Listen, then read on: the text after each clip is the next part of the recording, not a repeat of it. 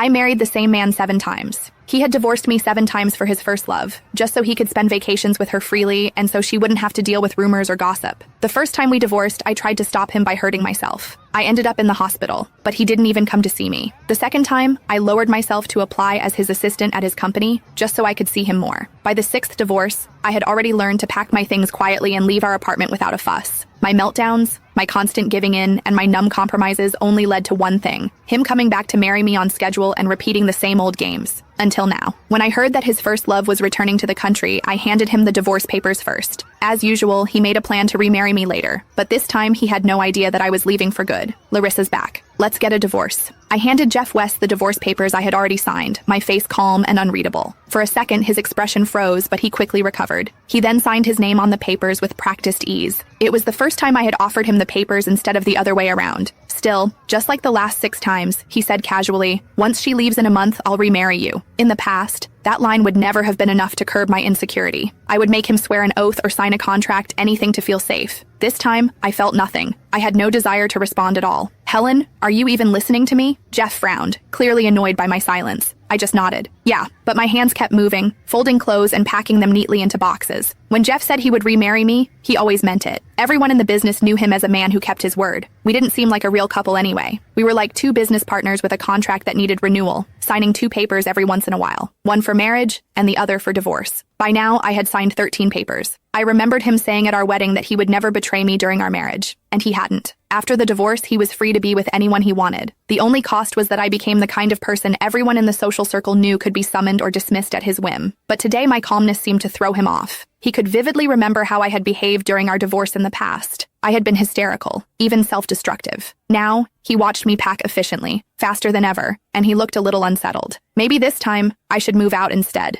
I slammed the large suitcase shut with a thunk, cutting him off. I already told my friend I'd stay at her place for a few days. Jeff seemed to have thought of something, and his face darkened even further. "You're not planning to sneak into my office again, are you? Pretending to be an assistant just to spy on me? Can't you do anything for yourself? Are you so lost without a man?" I understood what he was doing immediately. He just didn't want me showing up at his office, disturbing him and Larissa Osborne. After all, she was only back for a short visit. Jeff would always hire her to be his chief assistant, staying close to him at all times. After our second divorce, I had applied and got hired as Jeff's assistant. I carried his favorite caramel latte, heart racing with hope as I pushed open the door to his office. Instead, I found him leaning back in his chair while kissing Larissa, who was sitting on his lap. I lost it. I lunged at Larissa, fists swinging, and Jeff slapped me to the floor. People had gathered outside the office, peeking in. Everyone assumed I was still the CEO's wife, so their eyes were full of judgment as they looked at Larissa. To spare her from gossip, Jeff ignored my tears,